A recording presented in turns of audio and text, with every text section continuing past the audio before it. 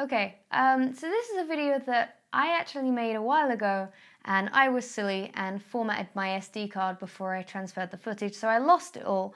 My apologies, but you didn't know up until now, so why am I apologizing? I want to make a video talking about staying friends with an ex. What I mean by an ex, I don't just mean someone that you date. I mean someone that was in your life long enough to have a really big impact on it. Like, for your relationship with them to be a considerable portion of your life. So for instance, me and my ex Luke, we were together for 3 years, pretty much 3 years exactly before we broke up. And we still talk every day. We're still extremely, extremely good friends. Nothing else, obviously, that probably goes without saying. Or should it go without saying? You know what I mean, right? There's nothing else.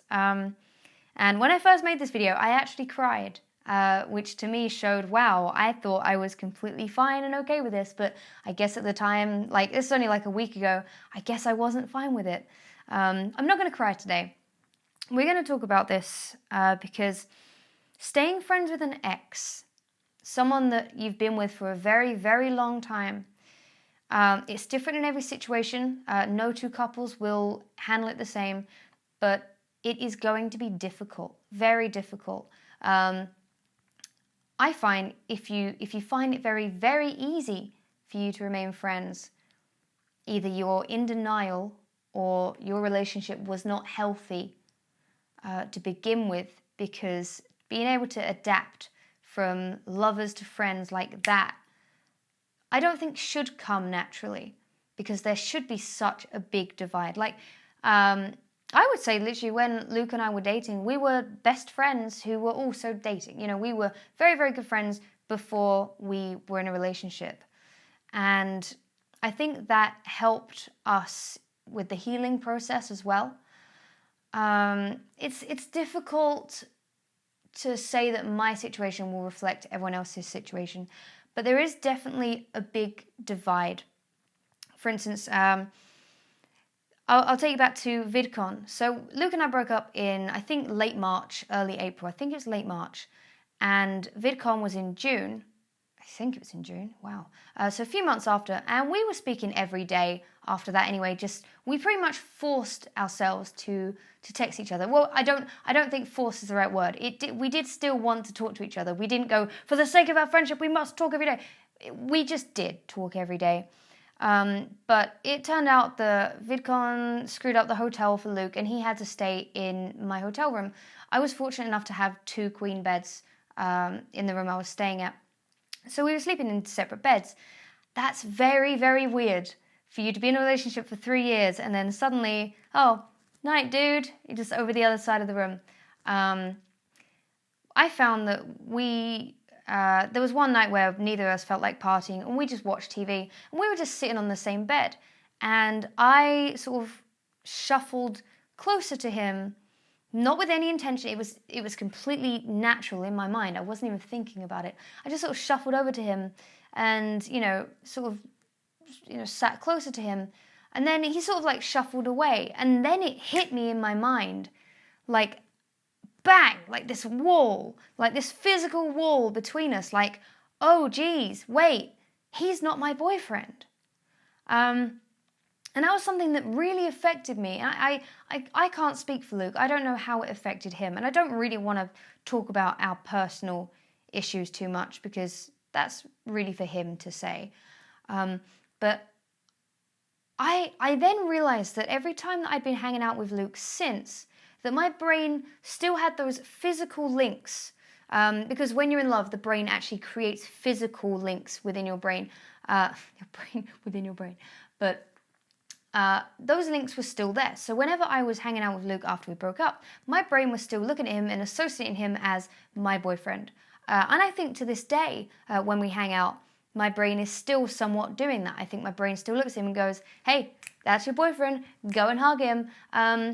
Less so now, but in the first few months of us breaking up, I think I found it easy to be his friend, because when we were dating, we were just, we weren't making out all day. We were just hanging out like we were best friends anyway. So it didn't really feel like any kind of dynamic had changed.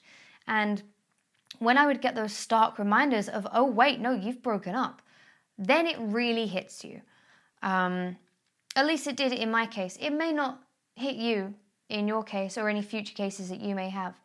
But my advice, because I want to talk about how I would advise staying friends with an ex, because it can be very, very difficult. There are times, honestly, to this day where I don't think Luke will mind me saying this because I have said it to him.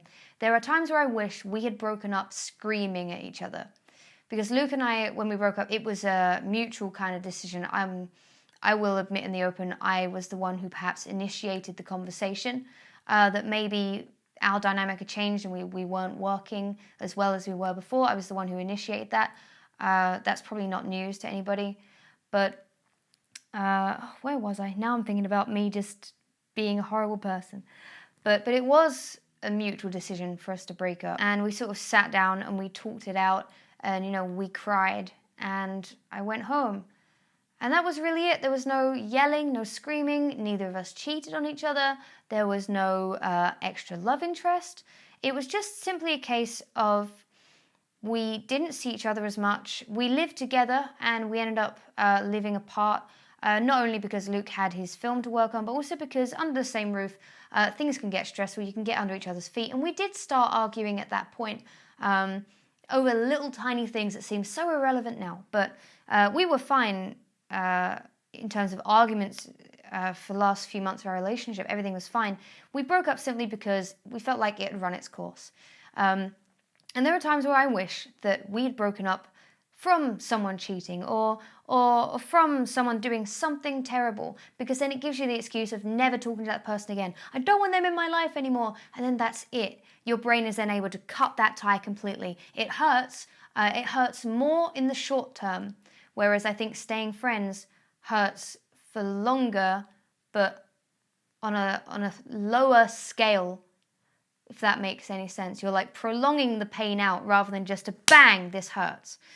There are times where I wish that Luke and I had broken up really, really badly. But also, I cherish the friendship that we have now. I think my brain has now accepted that we're not together anymore. Who knows what the future holds? We may get back together, we may not. We may find other partners.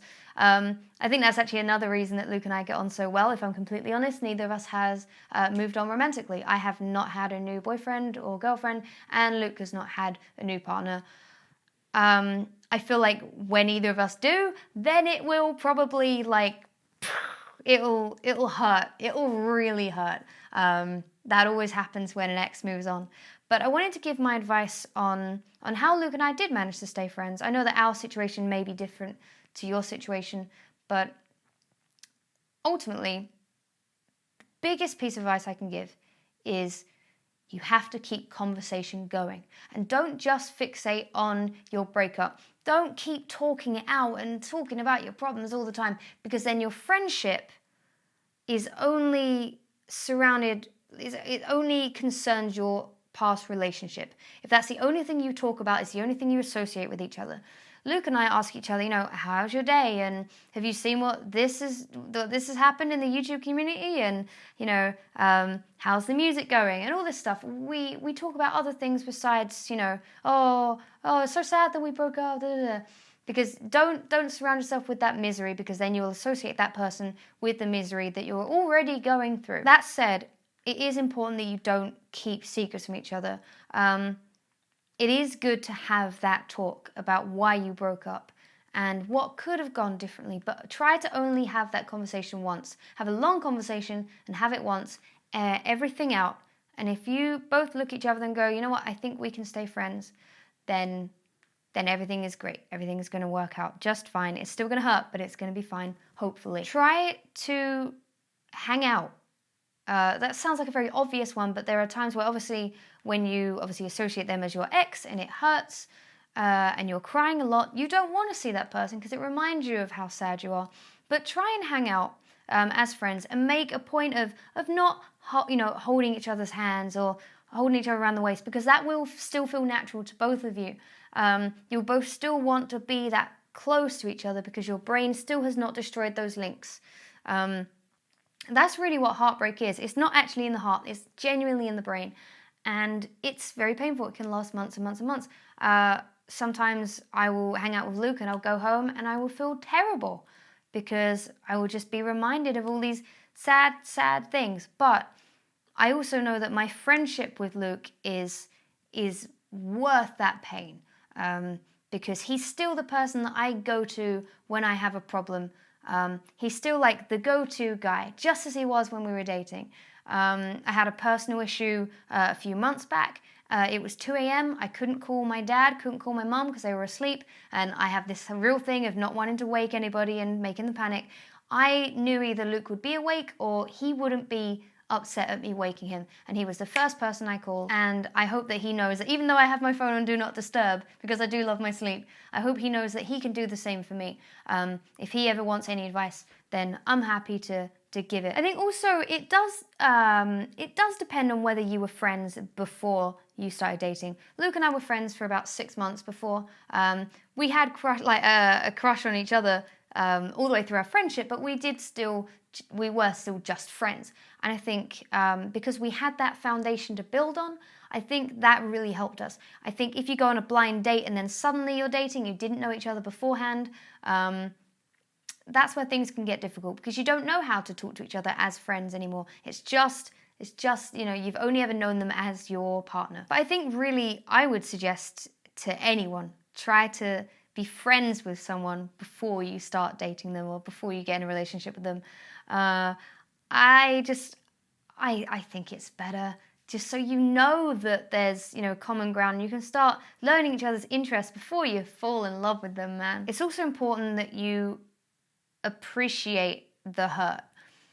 You look at the pain that you're given from being reminded of this relationship, and you it's going to sound very weird, you thank that pain for being there because it means that you truly care about that person. You still love that person, and being able to care for that person is a gift. Not everyone is gifted with the ability to love someone else.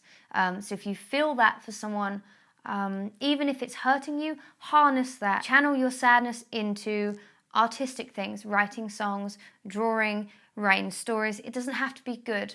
Just have an outlet for the pain that you feel. I mean, you guys know that I like to write a lot of personal songs. There was one on this channel that went up quite recently. It was loosely based on events from many past relationships, but it really helped me kind of heal. And I do feel as though now I'm in this place where I don't get sad anymore, and my brain has finally flicked that switch, and Luke is my friend now, I'm always going to love him. I really am.